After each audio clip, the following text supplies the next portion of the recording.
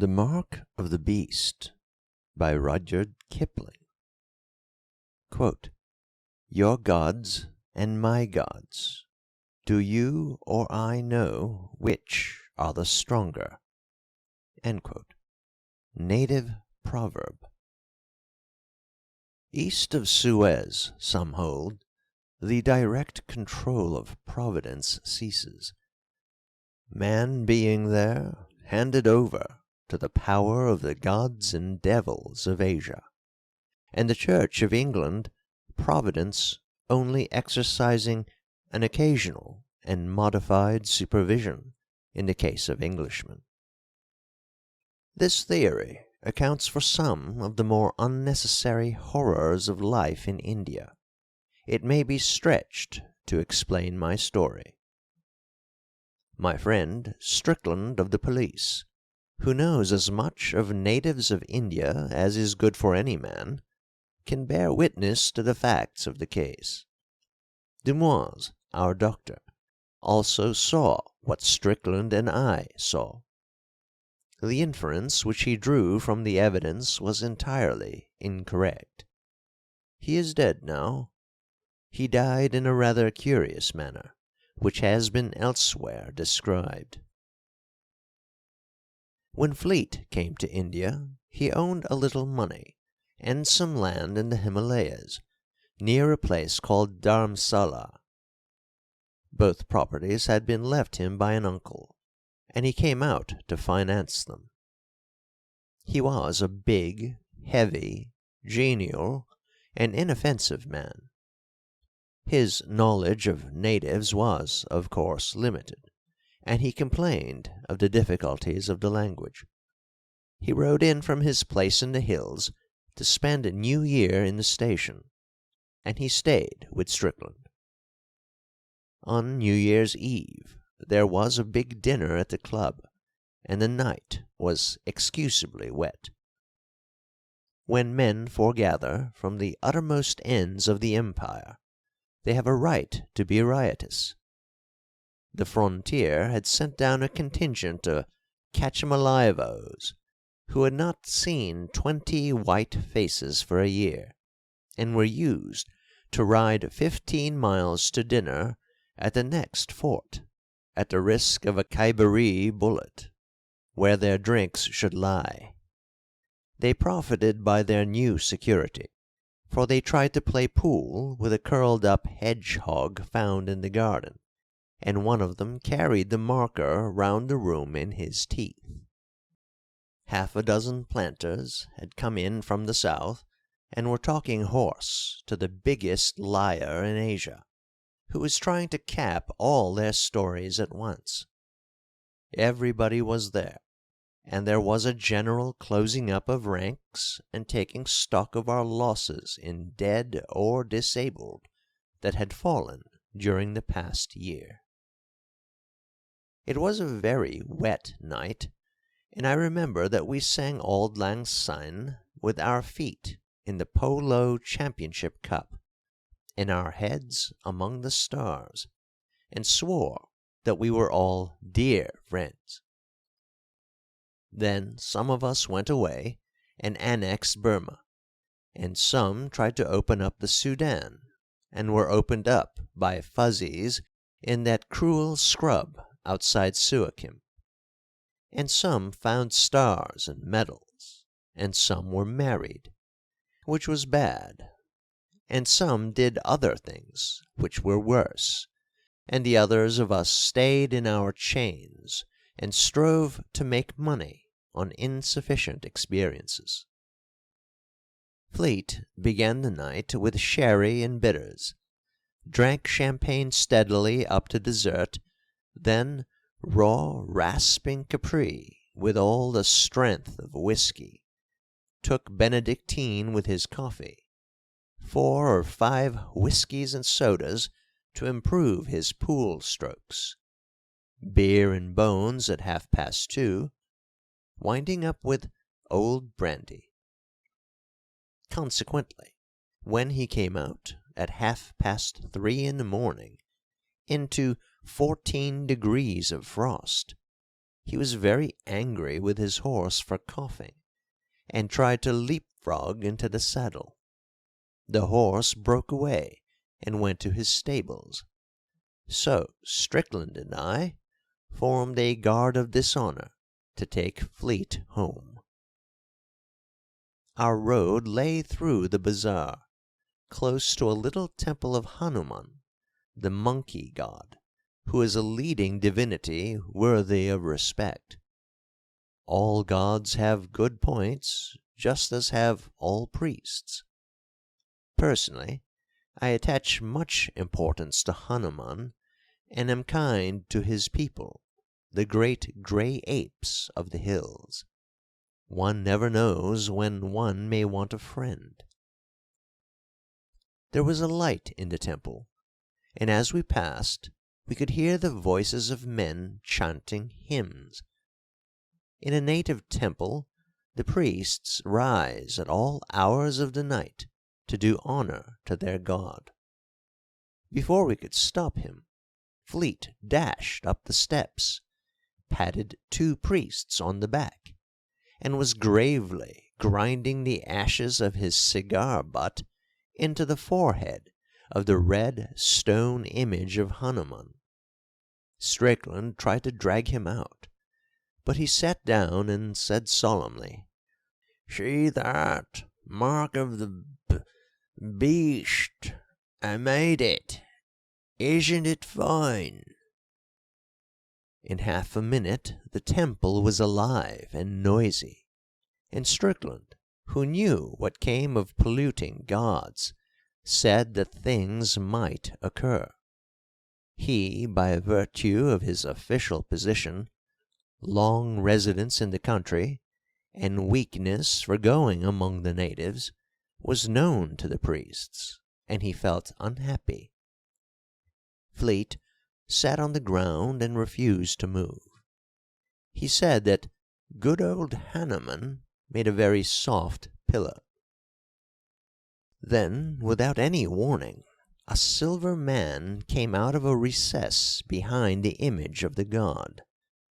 He was perfectly naked in that bitter, bitter cold, and his body shone like frosted silver, for he was what the Bible calls a leper, as white as snow.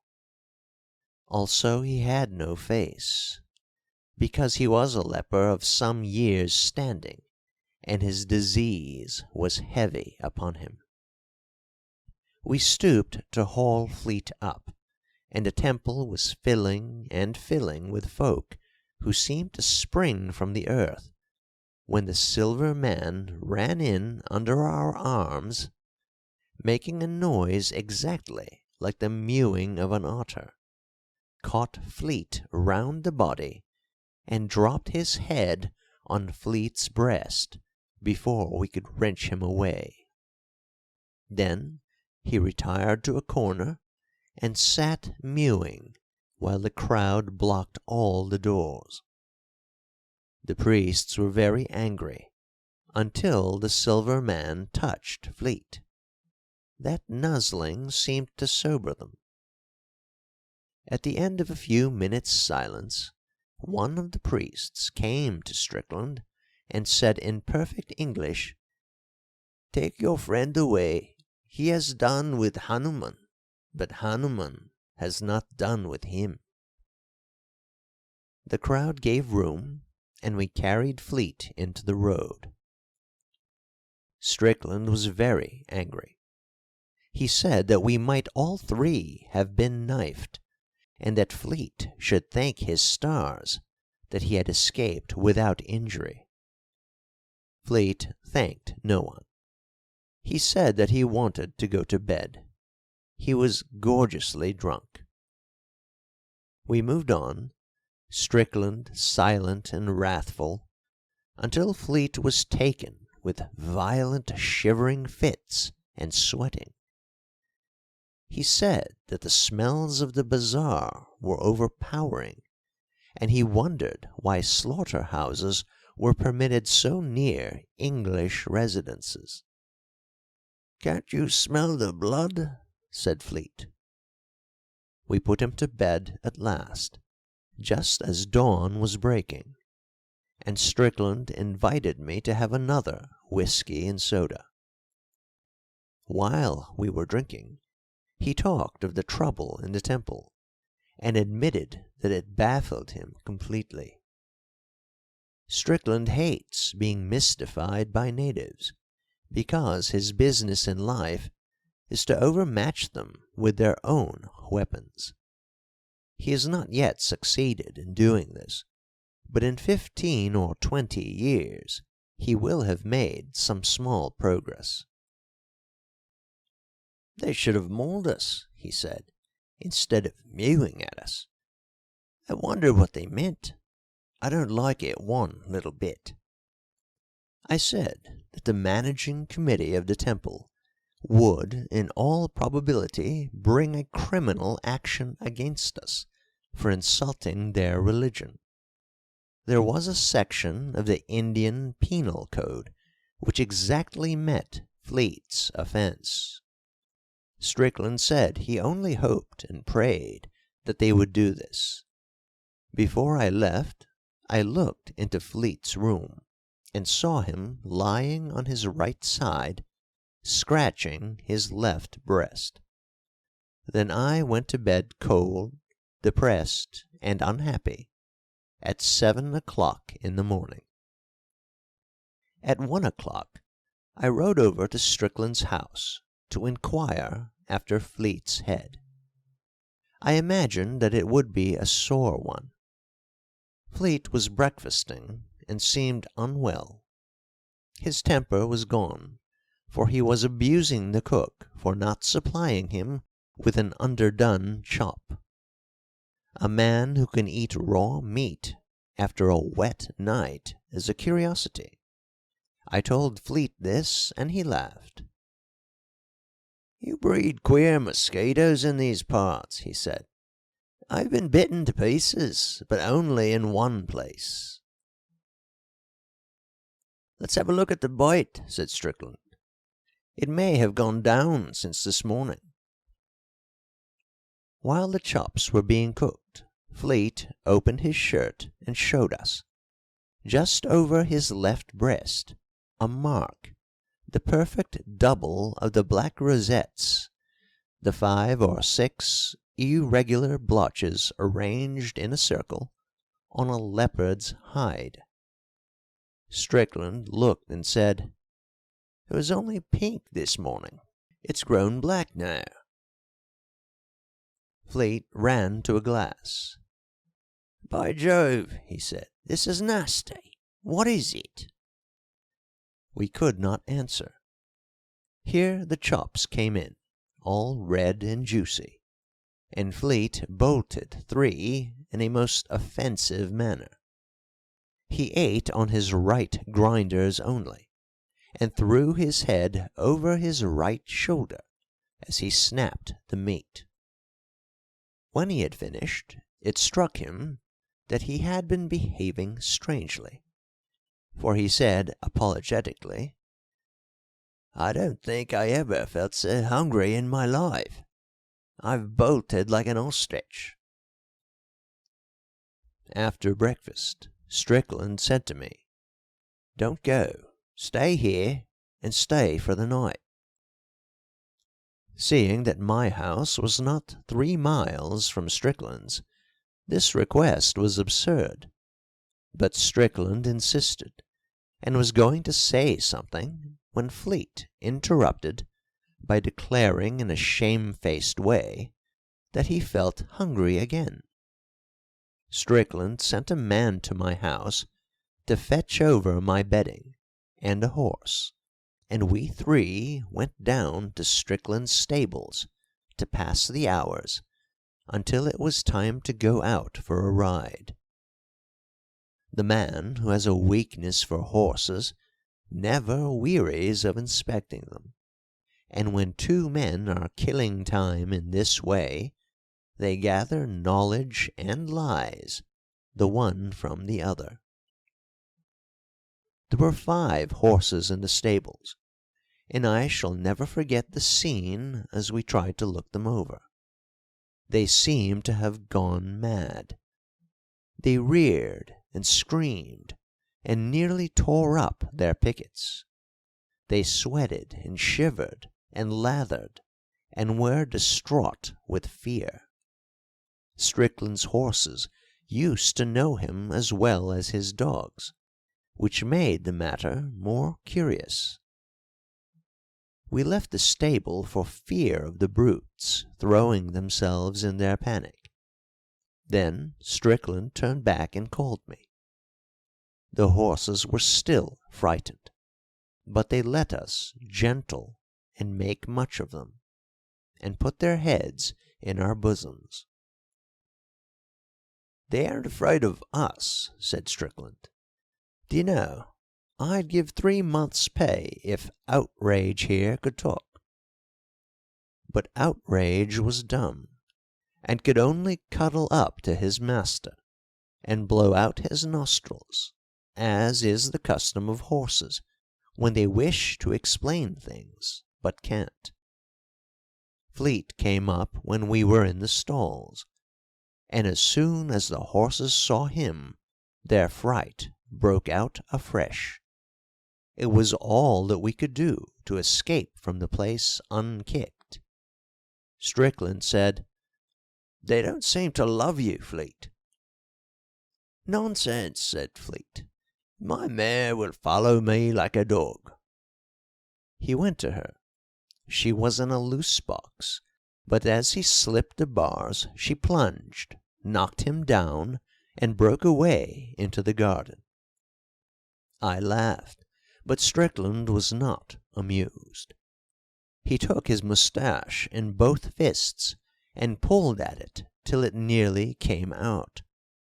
Fleete, instead of going off to chase his property, yawned, saying that he felt sleepy.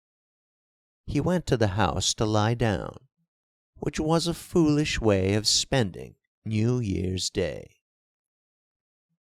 Strickland sat with me in the stables, and asked if I had noticed anything peculiar in Fleete's manner.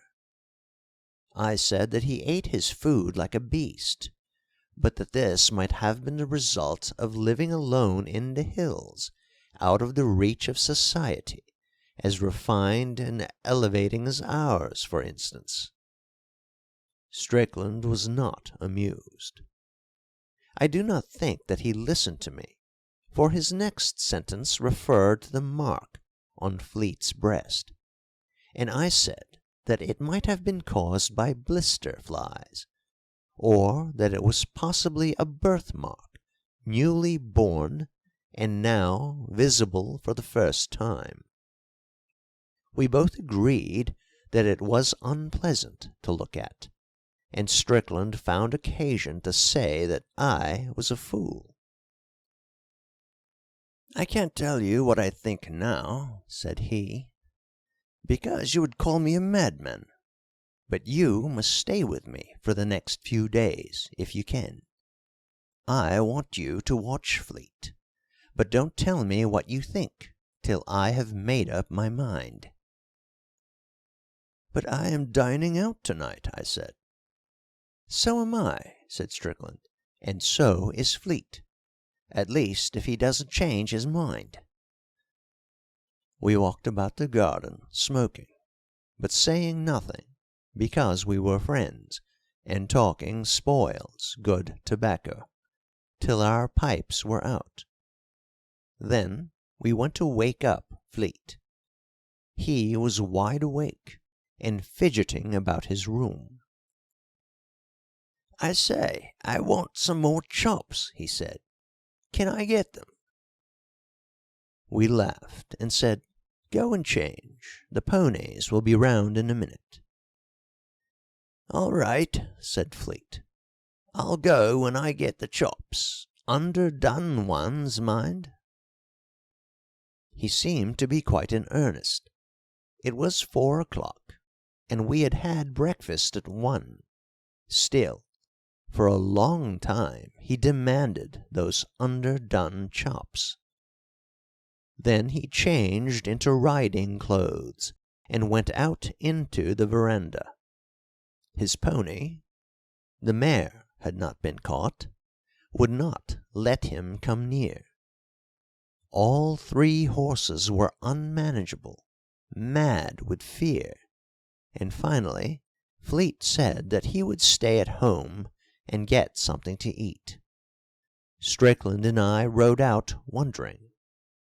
As we passed the temple of Hanuman, the silver man came out and mewed at us.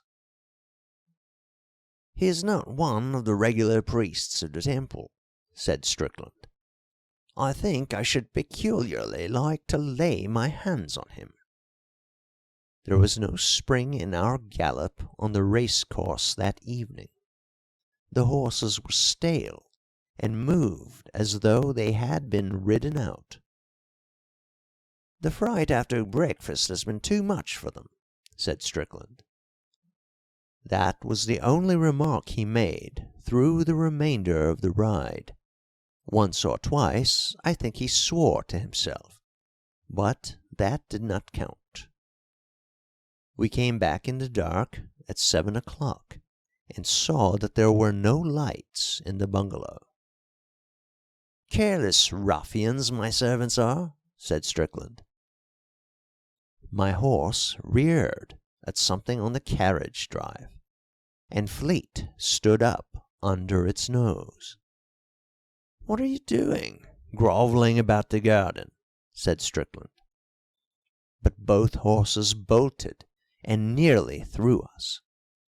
We dismounted by the stables and returned to Fleete, who was on his hands and knees under the orange bushes. "What the devil is wrong with you?" said Strickland. Nothing in the world," said Fleete, speaking very quickly and thickly. "I've been gardening, botanizing, you know. The smell of the earth is delightful. I think I'm going for a walk, a long walk, all night." Then I saw that there was something excessively out of order somewhere, and I said to Strickland, "I am not dining out." "Bless you," said Strickland. "Here, Fleete, get up. You'll catch fever there. Come in to dinner, and let's have the lamps lit.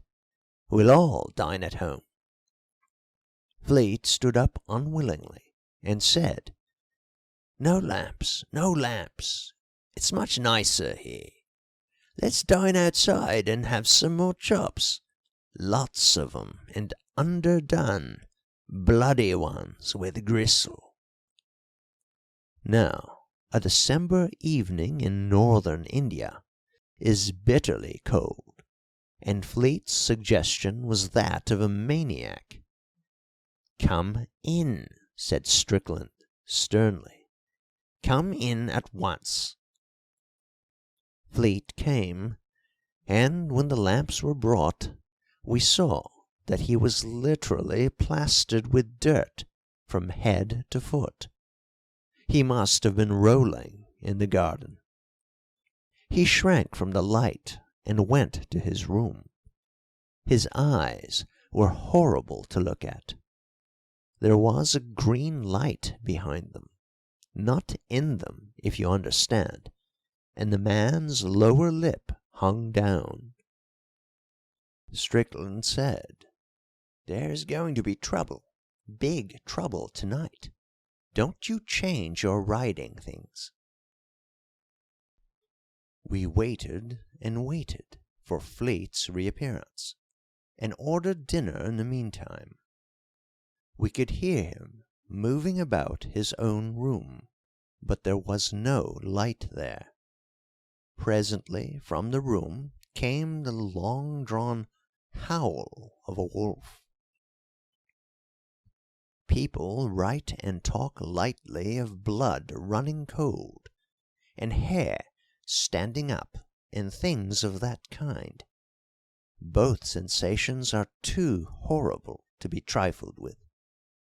My heart stopped, as though a knife had been driven through it, and Strickland turned as white as the tablecloth. The howl was repeated, and was answered by another howl, far across the fields. That set the gilded roof on the horror. Strickland dashed into Fleete's room. I followed, and we saw Fleete getting out of the window. He made beast noises in the back of his throat. He could not answer us when we shouted at him. He spat. I don't quite remember what followed, but I think that Strickland must have stunned him with the long boot-jack, or else I should never have been able to sit on his chest. Fleete could not speak. He could only snarl, and his snarls were those of a wolf, not of a man. The human spirit must have been giving away all day, and have died out with the twilight. We were dealing with a beast that had once been Fleete. The affair was beyond any human and rational experience. I tried to say hydrophobia, but the word wouldn't come, because I knew that I was lying. We bound this beast with leather thongs of the punkah rope, and tied its thumbs and big toes together, and gagged it with a shoe-horn, which makes a very efficient gag if you know how to arrange it. Then we carried it into the dining-room and sent a man to Dumoise, the doctor, telling him to come over at once. After we had dispatched the messenger, and were drawing breath, Strickland said, "It's no good. This isn't any doctor's work." I also knew that he spoke the truth. The beast's head was free, and it threw it about from side to side. Any one entering the room would have believed that we were curing a wolf's pelt. That was the most loathsome accessory of all. Strickland sat with his chin in the heel of his fist, watching the beast as it wriggled on the ground, but saying nothing. The shirt had been torn open in the scuffle, and showed the black rosette mark on the left breast. It stood out like a blister. In the silence of the watching, we heard something without mewing like a she-otter. We both rose to our feet, and, I answer for myself, not Strickland, felt sick, actually and physically sick. We told each other, as did the men in Pinafore, that it was the cat. Dumoise arrived, and I never saw a little man so unprofessionally shocked. He said that it was a heart-rending case of hydrophobia, and that nothing could be done. At least, any palliative measures would only prolong the agony. The beast was foaming at the mouth. Fleete, as we told Dumoise, had been bitten by dogs once or twice. Any man who keeps half a dozen terriers must expect a nip now and again.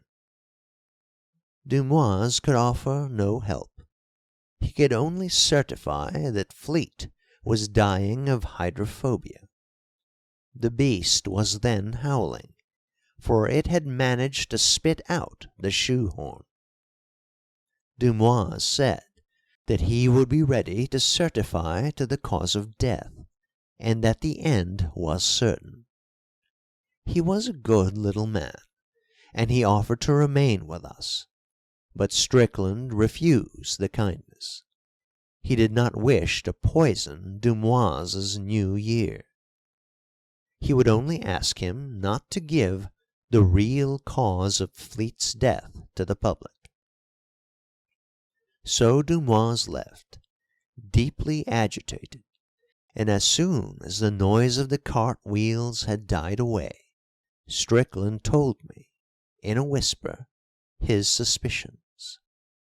They were so wildly improbable that he dared not say them out aloud, and I, who entertained all Strickland's beliefs, was so ashamed of owning to them that I pretended to disbelieve. Even if the Silver Man had bewitched Fleete for polluting the image of Hanuman, the punishment could not have fallen so quickly. As I was whispering this, the cry outside the house rose again, and the beast fell into a fresh paroxysm of struggling till we were afraid that the thongs that held it would give away. "Watch," said Strickland. "If this happens 6 times, I shall take the law into my own hands. I order you to help me." He went into his room and came out in a few minutes with the barrels of an old shotgun, a piece of fishing line, some thick cord, and his heavy wooden bedstead. I reported that the convulsions had followed the cry by 2 seconds in each case, and the beast seemed perceptibly weaker. Strickland muttered, "But he can't take away the life. He can't take away the life." I said, though I knew that I was arguing against myself, "It may be a cat. It must be a cat. If the Silver Man is responsible, why does he dare to come here?" Strickland arranged the wood on the hearth, put the gun barrels into the glow of the fire, spread the twine on the table, and broke a walking stick in 2. There was 1 yard of fishing line, gut, lapped with wire, such as is used for mahseer fishing, and he tied the 2 ends together in a loop. Then he said, "How can we catch him? He must be taken alive and unhurt." I said that we must trust in Providence, and go out softly with polo sticks into the shrubbery at the front of the house.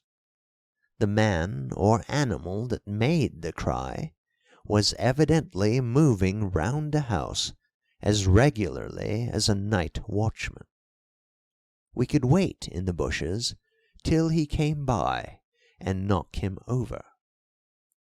Strickland accepted this suggestion, and we slipped out from a bath-room window into the front veranda, and then across the carriage drive into the bushes. In the moonlight we could see the leper coming round the corner of the house. He was perfectly naked, and from time to time he mewed and stopped to dance with his shadow. It was an unattractive sight, and, thinking of poor Fleete, brought to such degradation by so foul a creature, I put away all my doubts, and resolved to help Strickland from the heated gun barrels to the loop of twine, from the loins to the head and back again, with all the tortures that might be needful. The leper halted in the front porch for a moment, and we jumped out on him with the sticks. He was wonderfully strong, and we were afraid that he might escape or be fatally injured before we caught him. We had an idea that lepers were frail creatures, but this proved to be incorrect. Strickland knocked his legs from under him, and I put my foot on his neck. He mewed hideously, and even through my riding boots I could feel that his flesh was not the flesh of a clean man. He struck at us with his hand and feet stumps. We looped the lash of a dog whip round him, under the armpits, and dragged him backward into the hall and so into the dining room where the beast lay. There we tied him with trunk straps. He made no attempt to escape, but mewed. When we confronted him with the beast, the scene was beyond description. The beast doubled backward into a bow as though he had been poisoned with strychnine, and moaned in the most pitiable fashion. Several other things happened also, but they cannot be put down here. "I think I was right," said Strickland. "Now we will ask him to cure this case." But the leper only mewed. Strickland wrapped a towel round his hand and took the gun barrels out of fire. I put the half of the broken walking stick through the loop of the fishing line, and buckled the leper comfortably to Strickland's bedstead. I understand then how men and women and little children can endure to see a witch burned alive, for the beast was moaning on the floor, and though the silver man had no face, you could see horrible feelings passing through the slab that took its place, exactly as waves of heat play across red-hot iron gun-barrels, for instance. Strickland shaded his eyes with his hands for a moment, and we got to work. This part is not to be printed. The dawn was beginning to break when the leper spoke. His mewings had not been satisfactory up to that point. The beast had fainted from exhaustion, and the house was very still. We unstrapped the leper and told him to take away the evil spirit. He crawled to the beast and laid his hand upon the left breast. That was all. Then he fell, face down, and whined, drawing in his breath as he did so. We watched the face of the beast, and saw the soul of Fleete coming back into the eyes. Then a sweat broke out on the forehead, and the eyes, they were human eyes, closed. We waited for an hour, but Fleete still slept. We carried him to his room, and bade the leper go, giving him the bedstead and the sheet on the bedstead to cover his nakedness. The gloves and the towels with which we had touched him, and the whip that had been hooked round his body. He put the sheet about him, and went out into the early morning without speaking or mewing. Strickland wiped his face and sat down. A night gong, far away in the city, made 7 o'clock. "Exactly 24 hours," said Strickland, "and I've done enough to ensure my dismissal from the service, besides permanent quarters in a lunatic asylum. Do you believe that we are awake?" The red-hot gun-barrel had fallen on the floor and was singeing the carpet. The smell was entirely real. That morning at 11, we two together went to wake up Fleete. We looked and saw that the black leopard rosette on his chest had disappeared. He was very drowsy and tired, but as soon as he saw us, he said, "Oh, confound you fellows! Happy New Year to you! Never mix your liquors. I'm nearly dead." "Thanks for your kindness, but you're over time," said Strickland. "Today is the morning of the 2nd. You've slept the clock round with a vengeance. the door opened, and little Dumoise put his head in. He had come on foot, and fancied that we were laying out Fleete. "I brought a nurse," said Dumoise. "I suppose that she can come in for what is necessary." "By all means," said Fleete, cheerily, sitting up in bed. "Bring on your nurses." Dumoise was dumb. Strickland led him out, and explained that there must have been a mistake in the diagnosis. Dumoise remained dumb, and left the house hastily. He considered that his professional reputation had been injured, and was inclined to make a personal matter of the recovery. Strickland went out too. When he came back, he said that he had been to call on the temple of Hanuman to offer redress for the pollution of the god, and had been solemnly assured that no white man had ever touched the idol, and that he was an incarnation of all the virtues labouring under a delusion. "What do you think?" said Strickland. I said, "There are more things," but Strickland hates that quotation. He says that I have worn it threadbare. One other curious thing happened which frightened me as much as anything in all the night's work.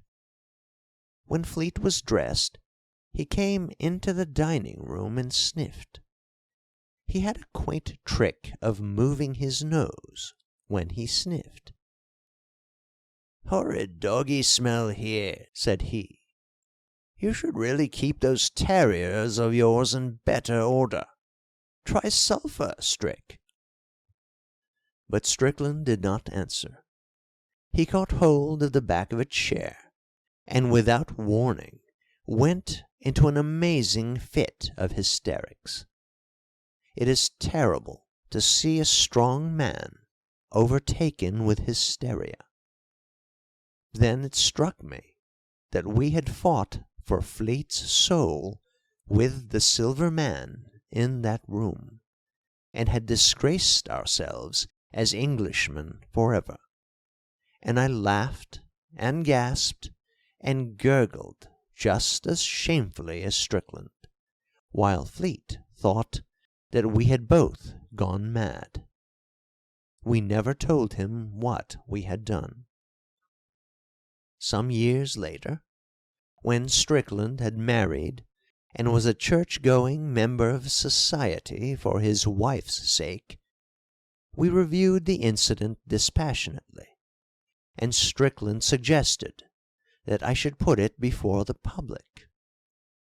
I cannot myself see that this step is likely to clear up the mystery, because, in the first place, no one will believe a rather unpleasant story, and in the second, it is well known to every right-minded man that the gods of the heathen are stone and brass, and any attempt to deal with them otherwise is justly condemned.